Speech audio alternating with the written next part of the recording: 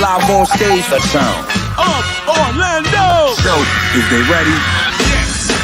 The sound. Orlando! What's going on, party people? What is going on? Welcome to the show. This is the Sound of Orlando show, and we are back for a wondrous evening tonight of conversation and all things hip-hop. Welcome back. Last night we had a cancellation, so we ran a previous episode with DJ Doo-Wop, man, and I was even watching the show, and man, what a great interview that with Doo-Wop, man. He is a hip-hop encyclopedia, all things DJs. It was awesome to be able to talk to him and get that. So it was great just to hear it back and to hear how our story is just weaved in so many different areas, man. But welcome to the show. This is your boy Rome. I know we're early because we want to get right into it, man. I got so many questions. I know my city got so many questions. And before we get into that, want to send a special shout out to anybody out there that is struggling with any kind of addictions, any kind of depression. Our thoughts and prayers are with you, just like they are with DMX. There's plenty of people going through many different emotions and many different feelings right now because of, the traumatic events of COVID. People are losing people left and right. Might have been out of a job for a minute. Money is slow. There's so many factors that go into why people will be depressed or, have some sort of, addiction attached to them. Not everything is black and white. You can always say they're just weak. People go through a lot and know how to hide it. Some people are functioning with those issues, and you never know what somebody's going through. So, like the good book says, do judge not, for ye will be judged, man. Just take time out, man. Sometimes all it takes is maybe listening to someone, what they're going through. Sometimes it takes a hug. Sometimes it takes maybe some advice, whatever. We are all broken in one way or another. I think some of the best advice can come from people who are going through things and can relate. So I just want to send a shout out to all my peoples out there, man, who may be going through something right now, man. We are with you, man. Our thoughts and prayers with you. Just stay strong, stay up, man. You see me in the streets, you want to holler at me, man, please just get at me, man.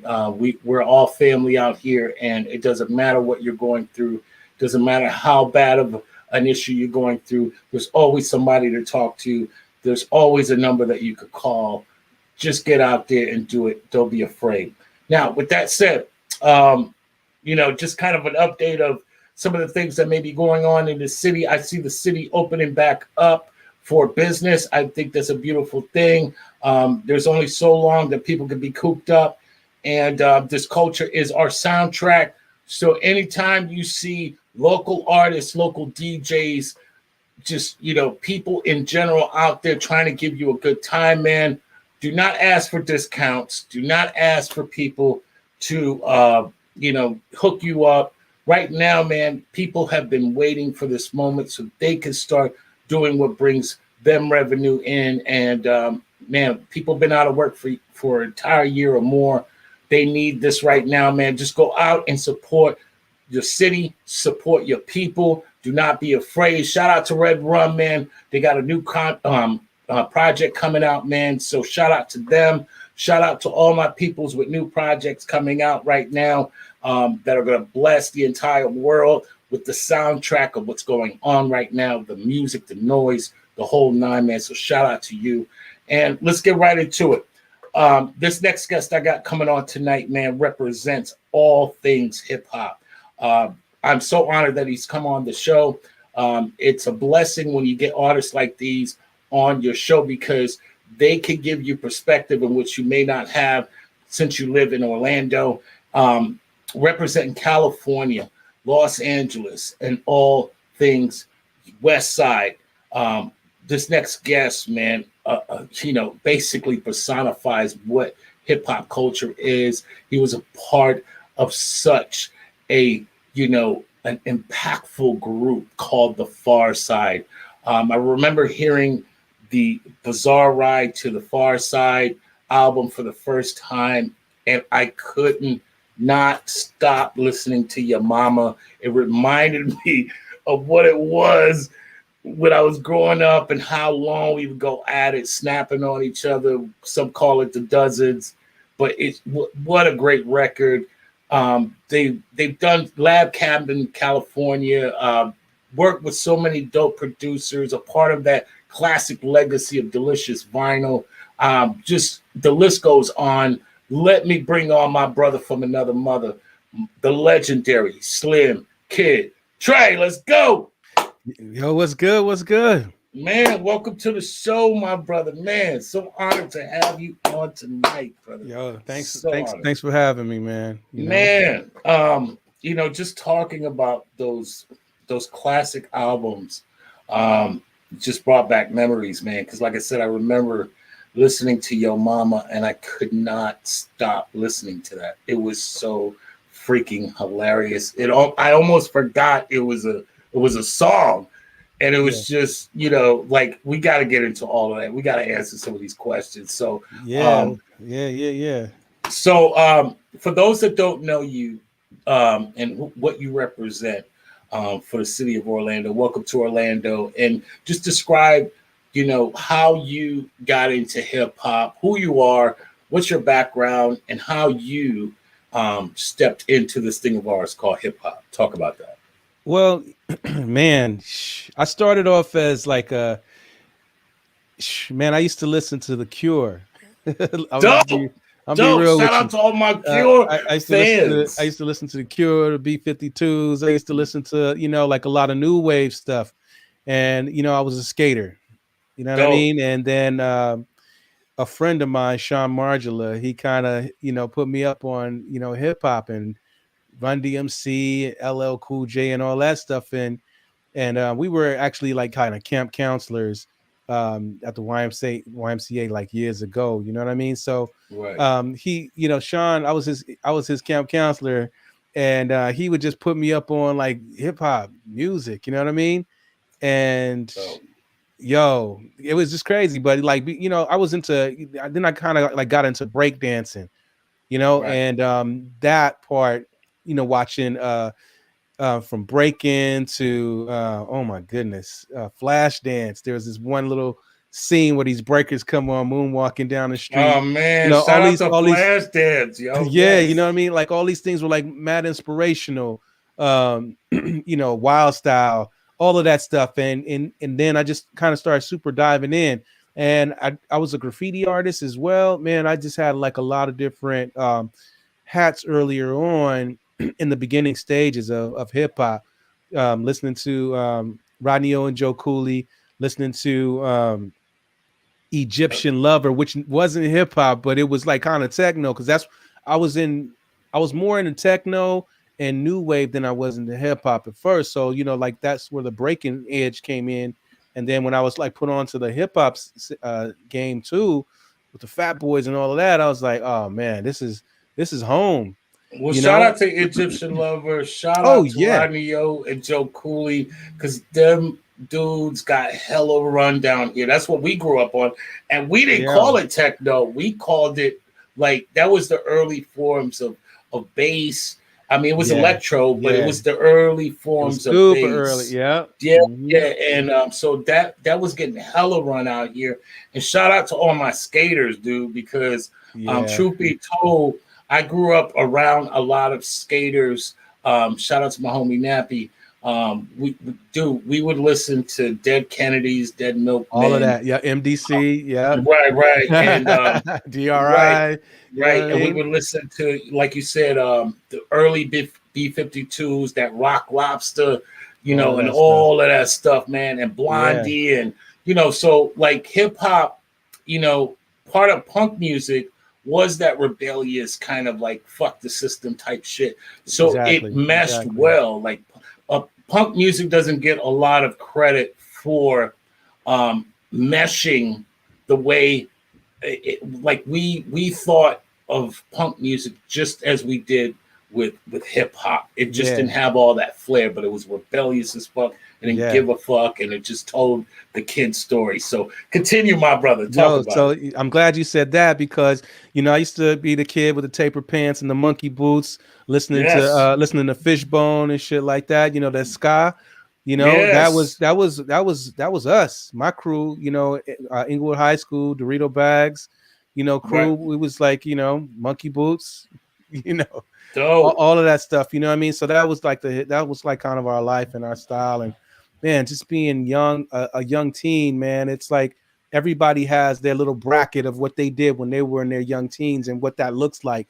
You know what I mean? So mine would look more like the Fishbone, kind of punk style. Right. And then there was the punk style, and then there was the Vans too. Like the monkey boots was the raw, but the Vans, when it was time to skate and hit them pools and hit them half pipes, man. Oh, that's what we did all day and night. Give us perspective. That's what it was about. What part of California were you in at that time? I lived in South Central. I grew up in South Central LA, and my mom, my grandmother lived in the hood, and to this day, you know what I'm saying? And that's where I grew up, but I went to school. I went to high school and junior high school in Inglewood. I went to Inglewood High School. I went to Crozier Junior High School. And I, part of me, that was part of my life too. But, in school, I was a wrestler and a swimmer. I was always on the swim team or the wrestling team, just like kind of staying focused on ROTC kind of deal. You know what I mean? It's just staying out of trouble, really. You know what I mean? Right. So my man Guan, he said, he used to dance with a crew called Full House from Compton.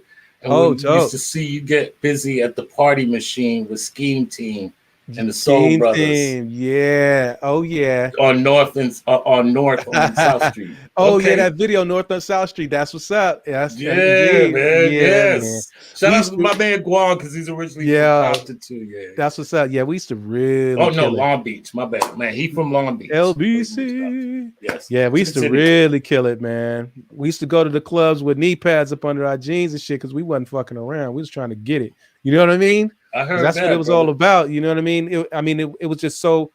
It was that was you. Your energy, everything about you was about like that needle hitting the groove on the records. The DJ, DJ Damu, DJ Mark Love. Just oh my god, it was great. The Black Eyed Peas was in the circles with us too. You know what I mean? It's like family. Wow. Yeah. It was like that. Them circles was deep. Them circles was deep. You know what I mean? Because it was about that dance circle. You know what I mean? Man, shout out to the BEP, man. Those guys similarly, and you could tell it's weird how that works out, right? Like you could tell the diversity in your upbringing when the sound kind of emulates what you grew up on, and it doesn't never sound like anything out there. Talk about, because you like a DJ kind of came in the back door. Before I DJ'd, I was a graph writer, I was a dancer, everything beat.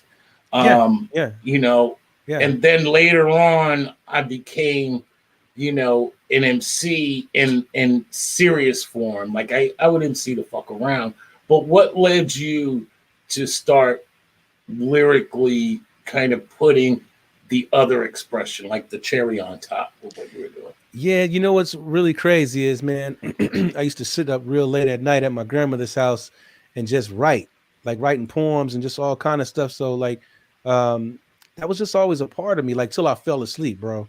Like pen to the pad. And this had nothing to do with hip hop. This was just me writing. And when I was at school, went to El Camino College, and I was just writing for my homie, the Rhythm, and I would just write songs for him, because he was like an MC, so I would write lyrics for him and stuff like that. And he was like, "Yo, man, I need you to come check out my." He's kind of like his brother-in-law or whatever.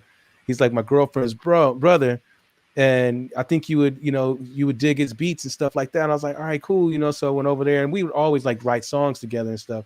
And so when I went over there, it was Jay Swift, and he would play some of his beats and stuff like that, and it was like, yo, that's that fire right there. You know what I mean? So like that's where I like kind of dove into doing that. But I did have like another group before I even messed with Jay Swift and his situation, because I used to work with the Boys, this singing group. We used to hang out with them. I used to hang out with Dallas Austin when he came into town to work with the Boys. Man, shout out to Dallas Austin and his whole movement. Oh man, shout out to Dallas Austin, man. I look up to that cat. He's a super inspiration. He used to come to the crib and scoop us up whenever he was in town, and we would take him to the jam. We would go pick up. First, the Boys wasn't old enough to be at the jams completely, so he would scoop us up, and me, him, and Imani, and just my crew. We would go down to Zap and watch my boy DJ Tony Stewart do his thing, and it was just like jamming. But we was still like we was doing our thing, but we wasn't doing it like that, because we was about the dance crews. You know what I'm saying? And so, and working with the Boys, doing choreography with them, and just different things, working with Rosie Perez back in the day too. You know what I mean? Like we got history. We got. Didn't you guys get on? Or we had to audition with to get on Living Color with for Rosie Perez. Right, and we became the Fly Guys. There's the Fly Girls, and there's the Fly Guys. And then J-Lo, all of that shit. You know what I mean? It's like that's crazy. Whole lot of parts. Crazy. Yeah. So, what was that like too? I mean, because everybody always has these assumptions of places that people live, not knowing the true diversity. We only hear about the obvious, the shiny things like, Compton, the gangs. Okay. What was that like? Being with that particular space and growing up in that environment, doing what you were doing? I grew up on a street that was just hardcore. You know what I mean? It's just kind of how we lived. I don't even know how to describe it. It's just what it was. Like, you're in the environment, you're born into it. You know what I mean? So it's not like one place, like, okay, Compton was definitely Compton, but Long Beach was Long Beach, and South Central was definitely South Central. You know what I'm saying? It's like, it's the same, but just a different area. Inglewood was definitely Inglewood. You know what I'm saying? Like, you just couldn't fuck. LA was like, you couldn't mess around out there. You just couldn't. Right. Even like getting on the bus to go. I used to have to get on the bus to go through, I don't know how many hoods before I even got to my school, which was super hood. You know what I mean? So it was just everyday stuff, man. I don't know. Like, I wasn't a gangster. You know what I mean? All my homies were. You know what I'm saying? The folks I grew up with were, and stuff like that. But I was a skater, man. I wasn't trying to get into no like it was just, man, the 80s was crazy in Los Angeles. You was man, you was getting it. Folks was getting it. You know what I mean? So like, for a lot of people, they try to, and I know all of this shit is revisionist history, but a lot of people try to say, okay, well, they were all like that. And that's not the truth. The truth is that there was people functioning amongst this, still doing what they did.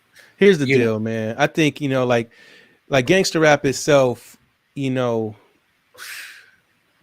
became a thing. Like, a lot of people gangster rap, but they not gangsters. Like, gangsters do different things. Gangsters got shit to do. You know what I'm saying? Like, gangsters is like one thing. Gangbangers is a whole nother thing. And it's coded. It's, like, there's different hoods, and everybody's like doing whatever they hustle is, or should be doing whatever the fuck they hustle is. You know what I'm saying? So it's like, anyway, so we wasn't gangsters and stuff like that. And the reason why, like, we float the way that we floated is because we have respect for those who were the gangsters. You know what I mean? You ain't gonna see me doing nothing. Because there was you get checked. There's checks in Valley. You get checked? LA is you get lost in the sauce. You get checked. It's just like that. You know what I mean? It's like you got to know how to maneuver, and nobody was about all of that noise. You know what I'm saying? Like, come on, man. Nah, I'm good. You know what I mean? You know what's dope about what you're saying is that, like I said, they paint this picture of us in a way that we're just these monsters sometimes. And they don't realize that even back then there were codes of living, right? Like people wanted to see talented people, regardless of what they were doing, they wanted to see talented people make it, you know, and not have to deal with that. And you're speaking truth to that, right? Well, here's the thing too. Like I don't, you know, like when I look at the gangster homies and stuff like that, I'm not looking down on them because they doing stuff. They doing stuff. They covering their hustle. They should be covering their hustle, doing what you know what I'm saying. Like living in a world with all the odds against you anyway from jump, and they just trying to make a living and shit. You know, like to live life. Or I don't know, man. I have different perspectives of it. I'm older now, and I look at how things are, and like you kind of like lift up the veil and you see who the true fucking monsters are, and it ain't necessarily the motherfucking gangsters. You know what I mean? It's the motherfucking system. You know what I mean? It's like, come on, man. It's like they setting traps all fucking day for the blacks and the Mexicans. You know what I'm saying? Man, and that shit is not cool. It's just not cool. You know what I mean? And it's like, I don't know. This is a bigger conversation to unpack and shit. You know what I mean? But I have to start calling it what it is. You know what I mean? Like for me, it's like I just want to live and live my life, get home safe, just the super basics, feed my kids. You know what I'm saying? And when I was younger, I just wanted to get home and just do what I do and not be fucked with by folks. You know what I mean? And just you got to be aware of the writings of the wall and what hood you in. But the hustle is, like you take all the blood and crip off of everything, and you take, everything off of it, and it's just straight down to the hustle. And everybody hustling, making a living, and that's what's up. And certain hustles shouldn't be like disrupted. Let them make their money. You know what I'm saying? Like, what the fuck's wrong with that? What is wrong with that? For me, it's like as long as people are focused in a positive light, you can't gang bang every goddamn day. Like you gotta have some barbecues and some peace and love somewhere. You know what I mean? So let's just focus on that. And it's like young kids, like I had to like talk to a whole bunch of young kids on my block, like, hey man, y'all heating this block up, y'all gotta slow it down. I don't know what y'all doing. But y'all the youngsters, and my grandma live here. Y'all got to turn that shit down. I don't know what the fuck you doing, but y'all got to cool this shit off. It's the streets getting hot again, and every time the streets get hot, a lot of shots come off. You know what I mean? Like I remember when the first shots, used to come off when I was young. So I feel like I know the rhythm of that shit. Respect your elders, respect the folks in your hood that's holding your hood down, whatever that is. You ain't got a gang bang, but you got to respect those that do, that's around in your hood. Because they got to look out for you. Everybody looking out for everybody. You know what I mean? Like, if motherfuckers would, like, kind of just treat shit like a tribe and shit and then have respect for each other, a lot could, be possible. You know what I mean? Like, my gangster homies is looking at us like, yo, we proud of y'all. And for somebody to say that to us, I'm only going to do my best job when I'm in here doing this shit. And I'm only going to represent properly. And I'm not going to act like I'm something I'm not. You know what I mean? That's the quickest way to get your ass got. You know what I mean? So like, and all of that shit don't have nothing to do with music. Like, what the fuck? Like, let's get back into the groove of shit. Let's get back to the groove. Let's like uplift. Like, when's the last time you heard some, music that was like uplifting you and making you feel good? You know what I mean?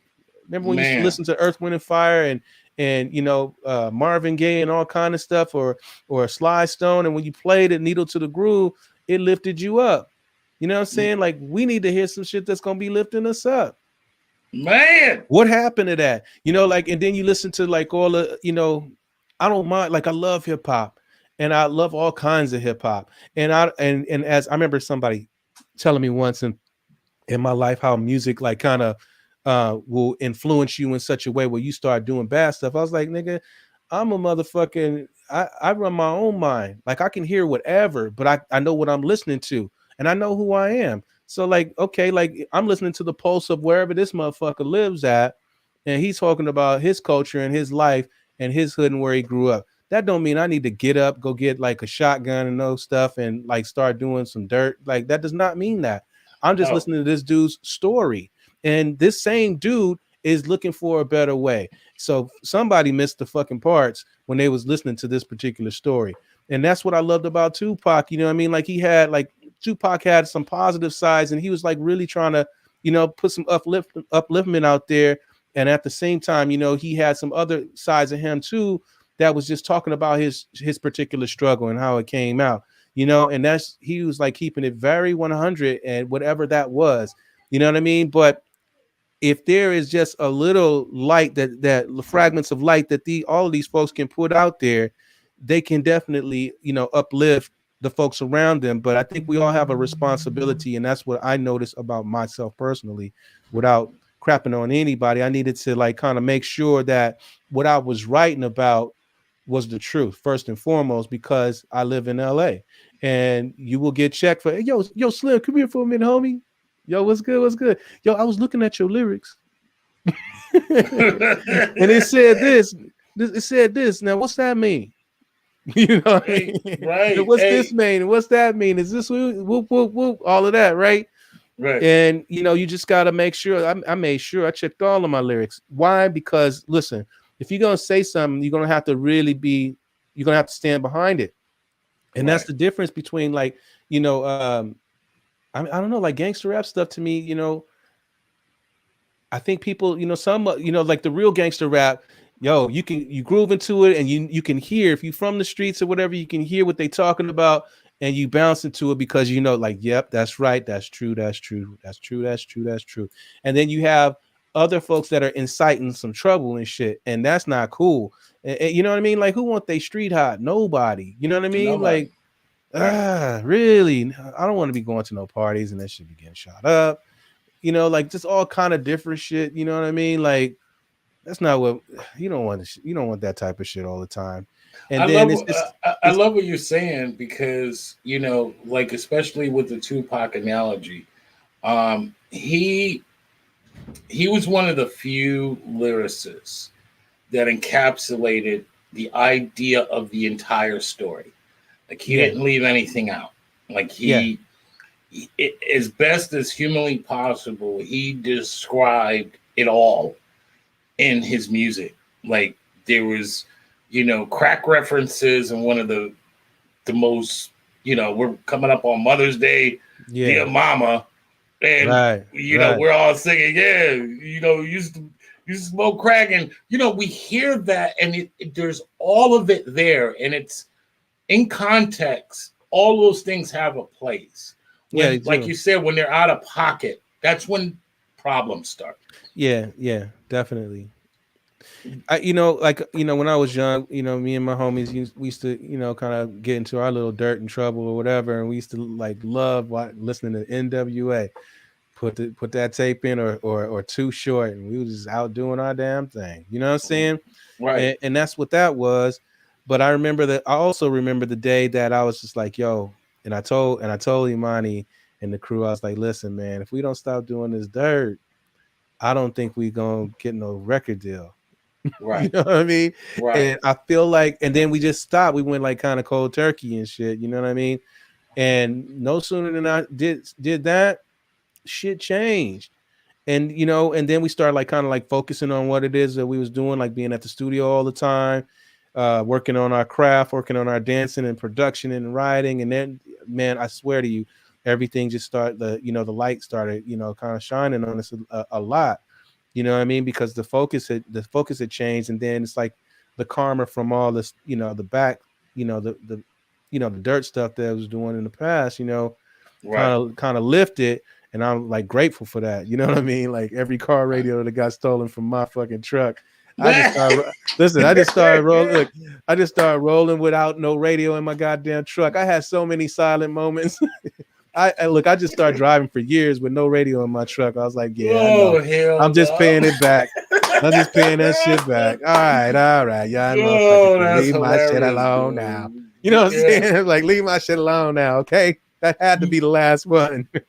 Man, but you're talking about this point And I like to go to hip hop in waves, and there was several different waves. There were like these you know changes in everything, and you guys were like the wave of my coming to age when I was, we were probably all similar in age, and I felt like it was our voice. Like you guys represented our voice. And what was so dope, like, and I want you to give kind of a little backstory to it, was the idea of delicious vinyl and what that meant. Because before you guys, delicious vinyl meant something else to us and to the and to hip hop. And then you guys came on there and totally changed that shit up. It became the loud records of the West Coast. You know what I'm saying? Like you gave that shit culture. Talk about when did you know that delicious vinyl was the move, and how did you guys get involved in that situation? Well, so when we were a group called 2 for 2, and which was a dance crew, and we used to go to a lot. We studied up at SCU, which is South Central Unit, and that's where Jay Swift was with Reggie Andrews, who was our manager at the time back in the day during our 2 for 2 times, and we did a lot of showcases.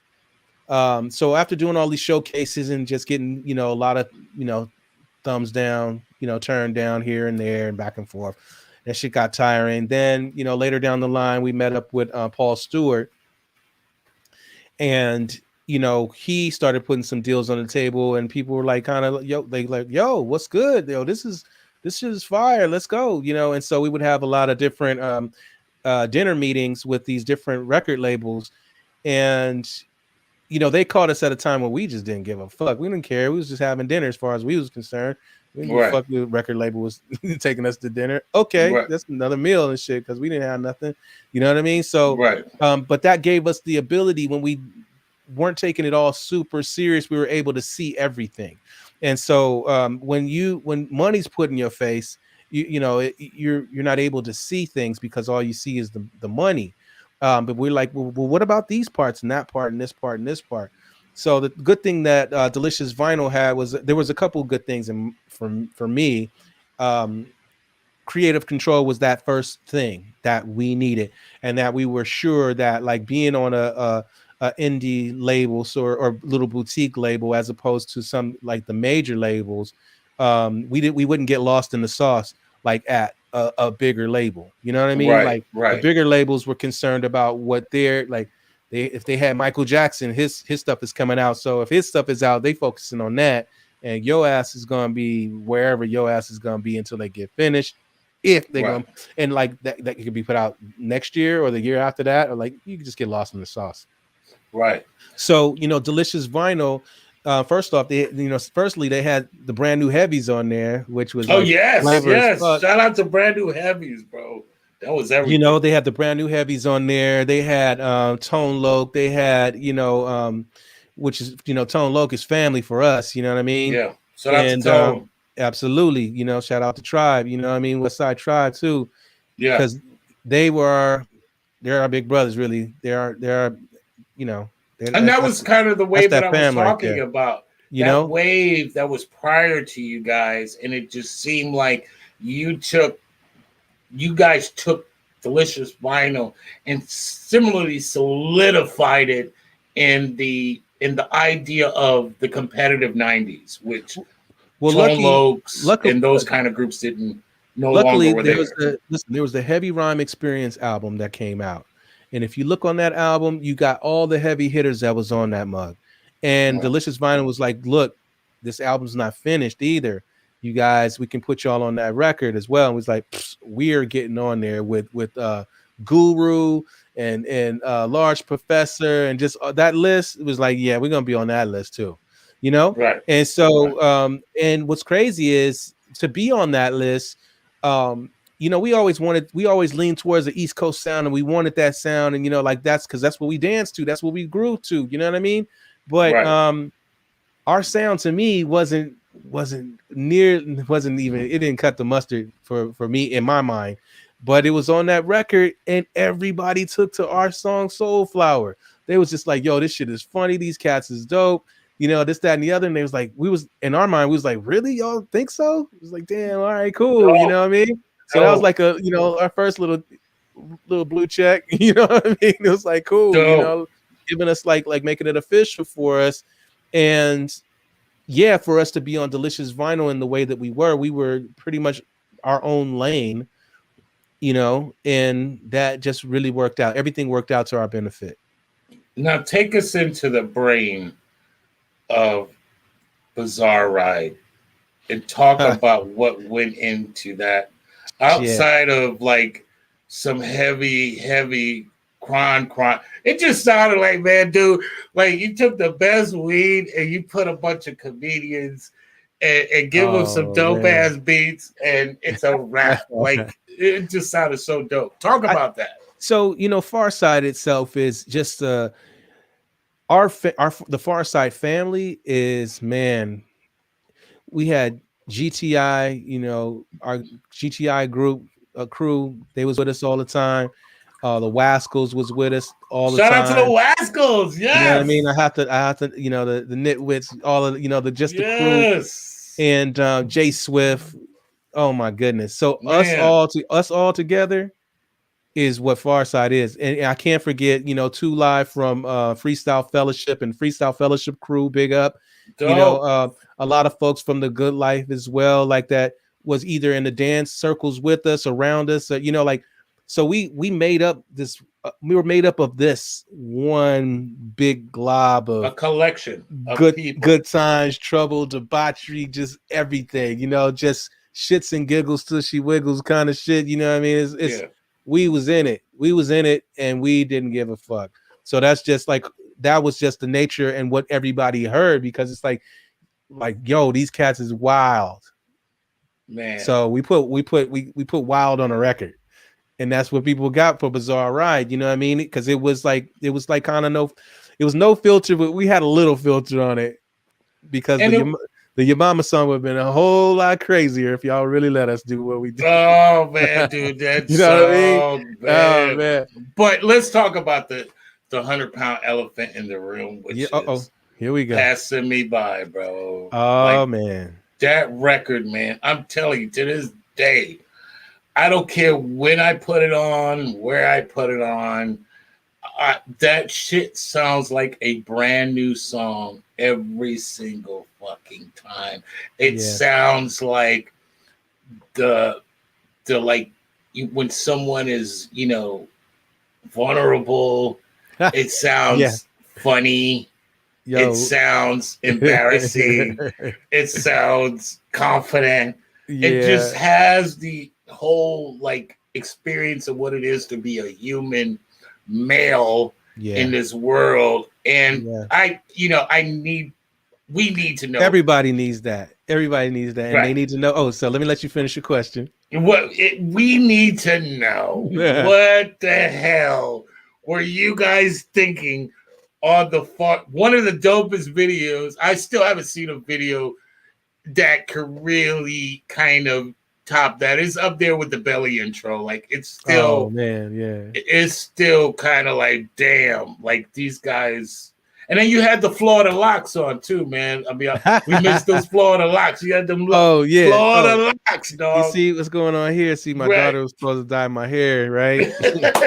Motherfucker wound up cutting my shit all off, bald.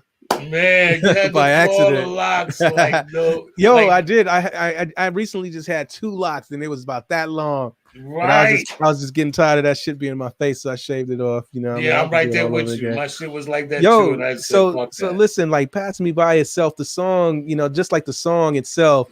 Another SCU story, just like sitting in the front of SCU at traffic hour, just watching the girls go by.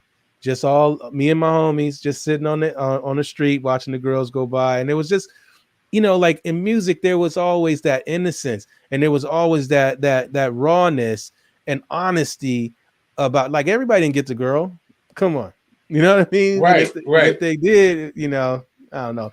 anything that's worth it is probably not easy to get. You know what I'm saying? Right, Like, right. you know, so there was that, and just being sincere, being honest, man, is, you know, that we had to do that because that was the truth.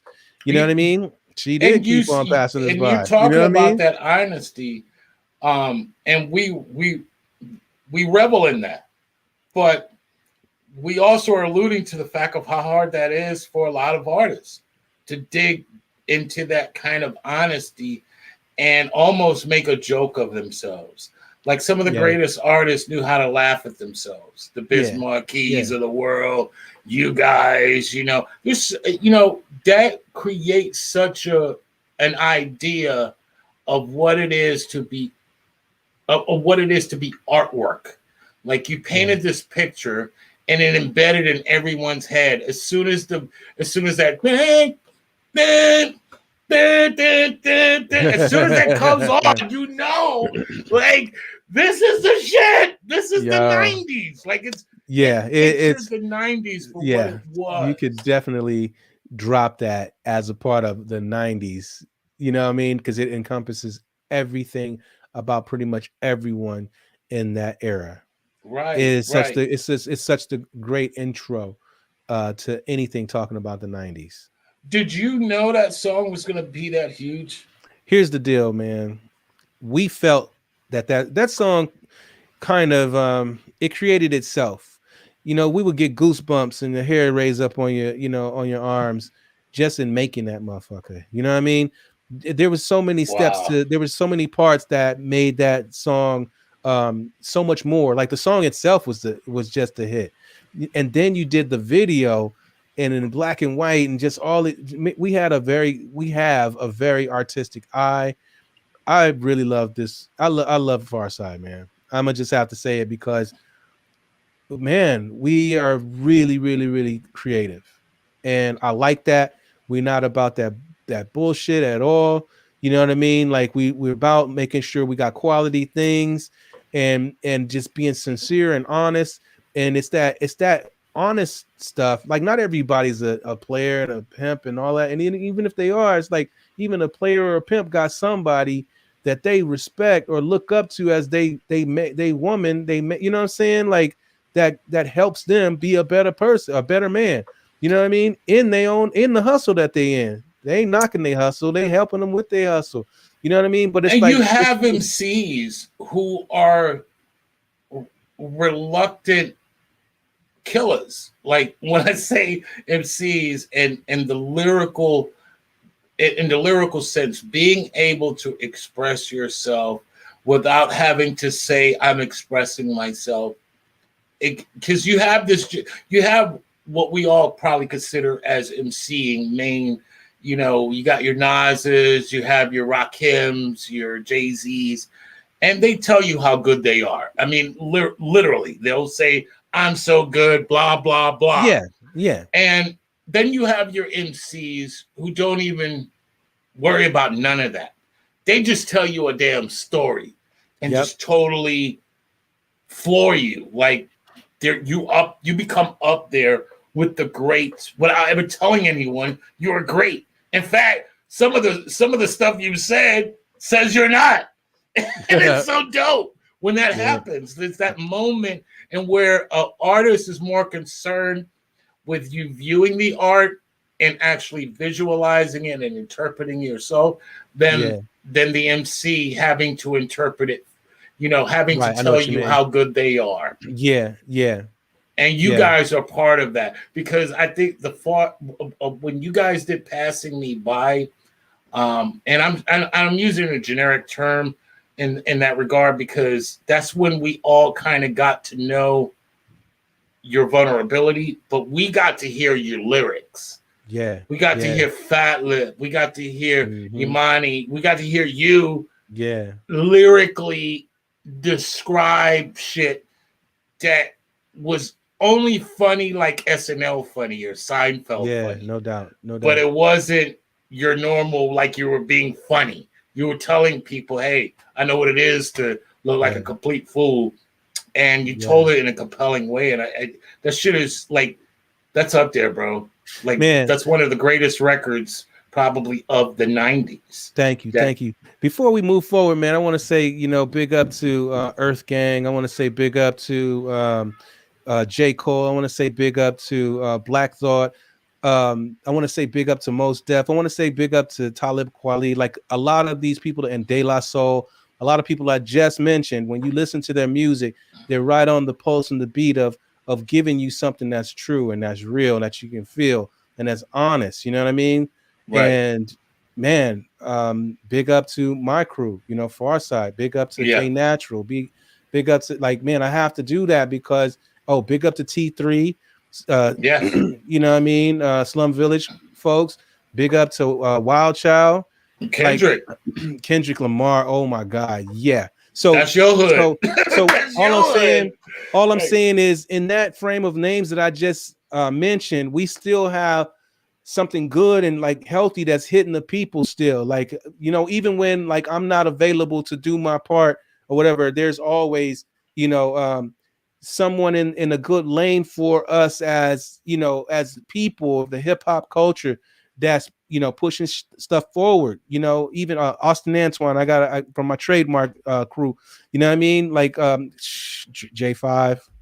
I just got to say, all these things because, sometimes we might seem like things are like kind of getting off balance or whatever, but there's still, people that's keeping us in alignment with understanding, like, man, where we came from, and we can't forget about the KRS Ones and the Cool G Raps and all those folks, LLs, all the way forward. Oh my God, I can't forget Dead Prez also. Man, shout out to I just want to put the stuff out there to let you know, man, we, some of us have a job to do. And even when we're not doing our job, luckily there's somebody like, clocked in to continue for the upliftment of what we supposed to be going, because that's how we got on the motherfucking bus. Right. You know what I'm saying? And then to move forward. You know what I'm saying? So and don't get it twisted, my dude. Everybody you name is a part of your lineage. Like all these people came out after you. They seen what you guys were doing. They seen that how you guys were telling the stories, how you guys were experimenting with your lyrics, how you guys weren't afraid to work with other producers and find different lanes. Like all of these things came as a result of, to your point, what you guys did, how you pushed it forward. You came out during a time in which music was pretty much all over the place. And originality was there, but we didn't hear your story. I'm big on that. Like, it's the movie we didn't see. You guys presented the world with another movie, with an idea of something different and a weird way of looking at it, which represented, like I said, unless I talked to you, I didn't know the skater angle, I didn't know the dance, like all that shit makes sense to me now, because for me growing up, I felt the same way. I akin it to being the misfits of the city, finding your way, and what way you're going. But for a lot of people, they can't do it because society tells them, you should be like this. And, you guys said, fuck all that. And you created lanes for other people to say the very same thing, which is always important. It's cool. To say, fuck that. Exactly. I ain't trying to be what you're trying to tell me I need to be to do what I do. I think, like I like all the color canvases there. Like I'm gonna say Fonte, and I'm gonna say Arrested Development. Shout out to Fonte, man. I'm gonna say Arrested Development. You know what I mean? Speech. So like, let's just go from Speech. Let's just talk, like for Speech for a minute. Like the things he was talking about. Like, I just gotta know. I know within myself and in my spirit that when I'm doing what I do, I'm still in the lane of moving forward and doing something positive. I have opportunities to put something positive out there to keep us moving forward in the positive light and igniting other youngsters to get in, to stand up and be in the right lane. You know what I mean? In the correct lane. You know what I mean? Because like I grew up in a place where shit, man. It was, like one of my best friends, shit, he was gone at 21, Right. and that hurts. You know what I'm saying? And it's like, damn, man, if only he could have traveled the world like I did, or you know what I mean? Like it's just so many things, you know what I mean? So it's like let's kind of, I don't know. I'm not gonna ask everybody to do. I'll just do what I do. Nah, man. We do what we do. You know what I'm saying? Like, no, that shit is I feel like you gotta say it. You just gotta kind of lead by example. Just do your thing, because everybody is doing their own thing when whatever that is. You know what I mean? And they can do whatever that is until they start doing. They start kind of like leaning, like they just fall into the groove with everybody else that's doing the right thing.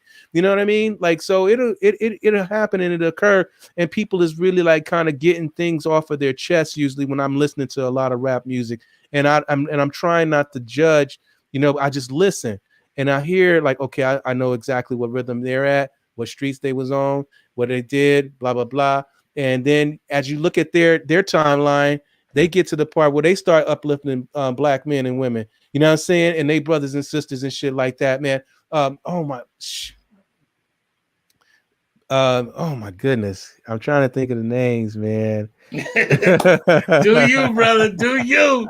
Do you? I have to say it, man. Talk your shit, Slim. Talk your shit. Listen, Killer Mike, man, is one of those dudes that helps. And I have to say these names because we're talking about because we were talking about the East Coast, the West Coast, and the down south and stuff like that. Right. You got to talk about the Killer Mikes.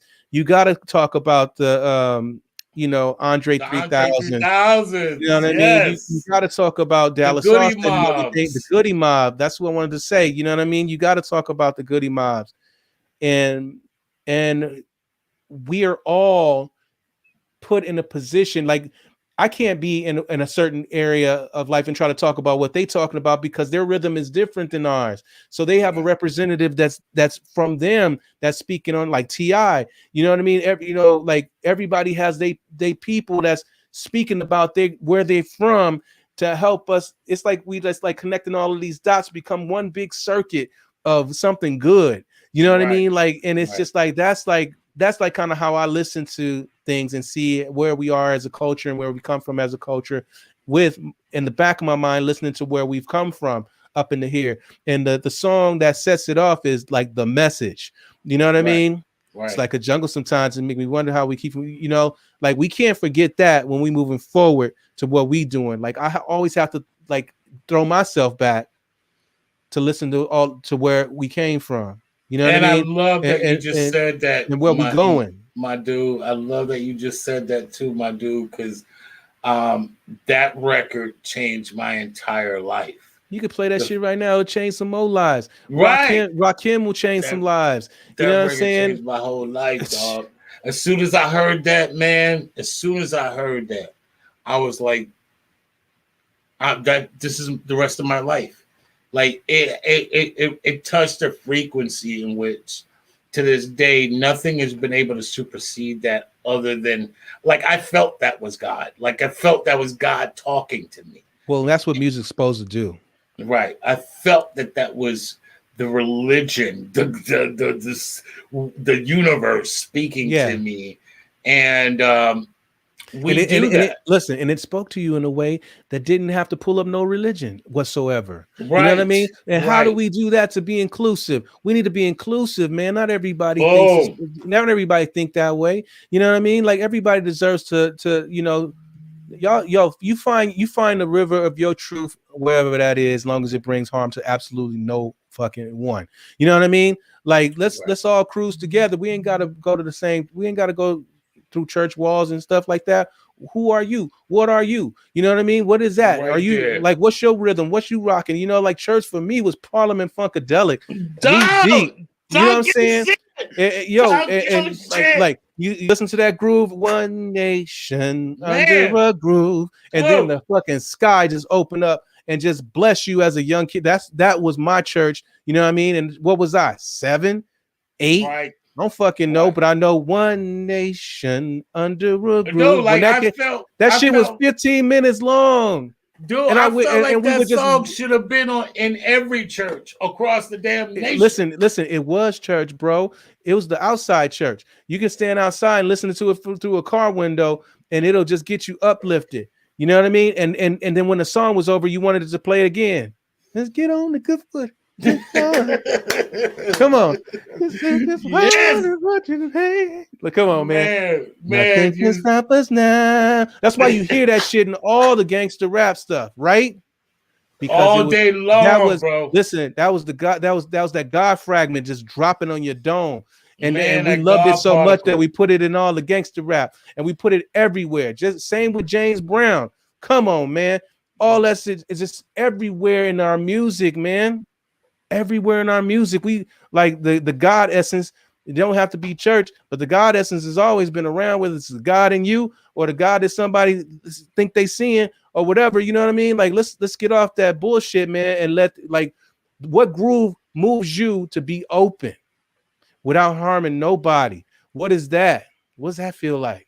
Man, what's that feel like? Talk your you know shit, Slim. Come on, your shit. Listen, it was Talk your shit. Yo, dancing is a fun. Come on, man. We can go on forever. Man, I know, talk your shit, Slim. Drums, I love let it. them drums move you. You might not even know the language. You don't know how to speak that language, but that music is opening you up. That's what music is supposed to be for, man. I know what I'm fucking here for. You know what I mean? And I do that. Brother. That's what I do. That's why we are who we are. You know what I mean? And we don't have to big up about it. Why? Because we focused on what we doing, getting that channel open and letting it come through us, and that one nation under groove come to you. And man, come on, dude. Let me tell you something, man. And a great segue to what you were just talking about, that God particle. You guys then dropped after what? I mean, you guys could have literally said, "Fuck that, we ain't doing music no more," and completely broke up after the first fucking album. Second album you dropped, and now you know. Rest in peace, Jay Dilla. You're working with Jay Dilla. You're doing different vibrations that you normally didn't do, but you lead off again with a video that to this day ain't fucked with. Nobody's touching that. Yeah, nobody's even looking at that. Like, it's a good one. Dude, running, bro. Come on, man. Yeah, that's running. Probably to this day, it's the message for a lot of people that are running away from who they are, running away from, the idea of what society's telling them to be, running away from who they could possibly be, because, we live in a world, man, where the world will completely beat your gift the hell up out of you. Your gift to speak, your gift to express, your gift to perform, your gift to be free, and price it to a way that it occupies all of your time. And by the time you get to your gift, you're too tired to do it. I think they're the most successful in doing that. Outside of anything, outside of killing you, it's the robbing you of your time. Everything requires so much of your time that if you're not totally coherent, you'll miss your gift and the time that it requires to do your gift, because your gift is very, very, very greedy. Your gift doesn't care who your family is. Your gift requires you to do it. We hear this phrase all the time in Facebook, I know what you mean. Or you got one job to do. Yeah, you had one job. You have one job to do. And here's the thing too, man. Like that same. So I look at it like this though. When my gift ain't given, it's because for whatever reason, maybe I'm learning something new. Maybe I don't know enough. You know what I mean? But the gift will call for itself. The energy will call for itself, and I'm just the antenna. So when it wants to move me, it will move me. You know what I mean? It'll wake me out of my sleep at 3 a.m. You know what I mean? To go downstairs and sing that shit. Okay, no. Hold on. Stop there. Stop right there. There's some kids that just got off the bus. They're late for class. Could you say that one more time, buddy? Please, one more time for the people then. Yo, man, it'll wake you up at 3 a.m. and won't let you go to sleep until you put the groove down. And when you do it, then you feel rested. and you can lay down, you can get that sleep, you know what I mean? But the energy calls for itself, man. So I'm not mad at right now. I'm really not mad at nothing. I can't say I'm mad at anything, because what's going to happen, like even when, like, let's say they block the circuit over here, and over here something else is igniting and rocking. You know, it might be in a whole nother genre, but it's, you know, it's that energy fragment, that universal God fragment, whatever you want to call it, that's touching from in another direction, and it's going to ignite you. It's unescapable, man. Everybody wants to groove. Everybody wants to just, honestly, we just want to escape from this repetitive shit. You know, we want to be let loose. We want to be let loose. That's why people, you know, get tipsy. That's why people do they get loose, or whatever that is. And, you know, and not judging nobody, you know what I'm saying? But they just trying to get away from this, you know, this rat race cycle, repetitive cycle shit. You know what I mean? And it's gonna be done. And if I ain't got it, then somebody else got the spark. We're just waiting for that spark, because we all gasoline ready to explode. You know what I mean? But if nothing is sparking, you ain't gonna get no explosion of you can explode. You can turn on the whole fucking world when the groove is right, when your spark is right, and not before that. And understand that. So if something's not sparking currently, it's because we don't have whomever that is to spark it for us yet. But when they do, you're gonna change the world again. And that's and why again I believe, and again. That's why I believe in the art of the giving. The giver sometimes doesn't realize who he's giving it to, and the universe is blunt. They tell you, the universe will tell you on a regular basis, it ain't gonna come from Mars. It ain't gonna come from your neighbor. It may come from Jupiter. For all you know, it may come from light years away, but it's coming, because whatever you give out, it's coming back. And we learn that in life at all times. We hear things from people that society tells us that are not deserving of being heard from, right? So, you know, we were talking about religion earlier. Let's just use a Jesus analogy. If Jesus was getting beaten with chains and whatever, and then put on a cross, the idea of whatever that Jesus is, the idea of why would you listen to him in society's terms, or the society that was made up, he's losing. Why would you listen to him?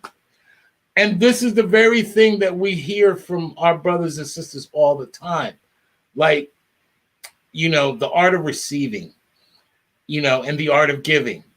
When you can't give it of yourself, sometimes it will be given and you don't even know who you gave it to. And that will be reciprocated right back to you through other people, maybe through the same person you don't know. Yeah, from a different way. Yeah, man. I like to I don't like to use any kind of religious nothings, you know what I mean, at all, because I don't want us to get distracted from, you know, who we are. You know what I'm saying? We get lost because we thinking all these things, and then we tape all these little sticky tapes on us that we think who we are.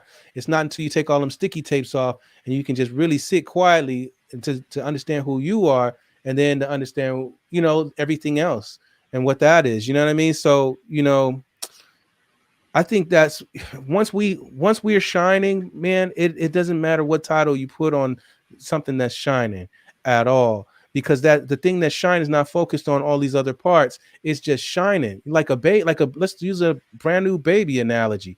Right. Fucking people just they're attracted to the baby because it's fucking cute and it's brand new and it's innocent, and it's just innocent, it's light. Man. It's light. It's light. Exactly. Yeah. And that's all that it is. It ain't trying to be nothing. It's not. It's just what it is. And I think that's what we all need to, like, kind of, it'd be nice if we could all kind of rediscover ourselves, because we'll shine really bright in our way of who we are. And it doesn't matter, you know what I'm saying? And then it's like, you inspire other people to find themselves and shit too. You know what I mean? This has nothing to do with no church, no nothing, man. It's just no. Man, I'm using that as an example, but I get what you're saying. Yeah, but you know, like, just letting that, like, and as far as like giving is concerned, how I think about that is, you know, as far as the giver is, a lot of good, a lot of big givers is because so much is coming to them that they gotta share it. They can't help it. It just drops off of their fingers. You know what I'm saying? Like the gift of whatever that love energy is, it's just like kind of like pours off of them. And it's like to give is because they can't hold all of it. You know what I mean? And it's good to give and make other people feel good too. You know what I mean? And help them shine too. Anyways, man, we diverting. You know what I mean? Nah, man. So, hey, I look, love check it, man. saying, I'm gonna have to do this, man. I have to go and cook for my kids in like okay. 6 minutes, man. You know what I mean? Well, but talk real quick about what you're doing right now and what can people expect from you. Right. What I'm doing right now, man, is like just kind of like getting all my merch together. As you can see, you know, got my SLIMKID3 merch happening and popping. People can find it if you like follow the link on my Instagram page, or you know, like I'm always posting stuff on my SLIMKID3 page on Facebook as well. Dope. But mainly like in, you know, like how they always say the link is in the bio. But I'm doing that. Also, you know, hopefully people are catching up to the stuff that I already did. You know, like the trademark TRDMRK, the music that I did with DJ Newmark from Jurassic 5. Yeah, shout out to DJ Newmark. Yeah, so y'all, you know, get on Spotify and check that out. Get on iTunes and purchase. Let's get back to purchasing music, y'all. Yes. I mean? Let's get back to purchasing music. You know what I mean? Let's see. We just released released a record with Fat Lip that was strictly for Japan at first, but we just released it just now. It's on Spotify and as well as on iTunes and things like that. It's the Love album, and it's called Fat and Slim. So you can check that out. As well as, man, I'm always busy doing stuff with my Bizarre Ride team, K Natural, LAJ, J Swift, you know what I mean? And shit, man, there's definitely lots more to come. And I'm always working on new SLIMKID3 records coming out as well. So we stay busy. But my main thing is like DJing. So you can also catch me on you can go to my mixcloud.com/SLIMKID3 at the end of it. And just like start listening to you know, all the mixes that I made for everybody, and you know, hey, I stay busy. Send me I'll send you the links. Send me a mix, bro. I'll put that shit on the radio. Okay, that's what's up. Send me music. I will put that on the radio, bro. Yep. You're one of our when I'm talking about the city of Orlando, one of the city's inspirations, bro. You guys have done great stuff in music. We know your lineage, and we support you guys. When you guys are ready to come to the city of Orlando in Florida, yes, sir. We welcome you with open arms, I can't wait. Yeah, I want to DJ some parties out there. What's up, y'all? You know what I mean? Let's go, yeah, bro. That's my thing, man. So listen, on the Mixcloud, you know, I'll send you the link for that. But it's a lot of throwback mixes there too, because I threw this, you know, used to do this party here in Portland, Oregon, called the Throwback PDX. You know what I mean? So, you know, just gonna have you guys get you something to enjoy. You know what I mean? Like, and to educate those that don't know about that, you know, golden era. You know what I mean? Because man, that was a good time. Man. It was, you know, that was a good cherry ass time. You know what I mean? It's just good, like you described. Yeah, it's just good. With Parliament, it's just good.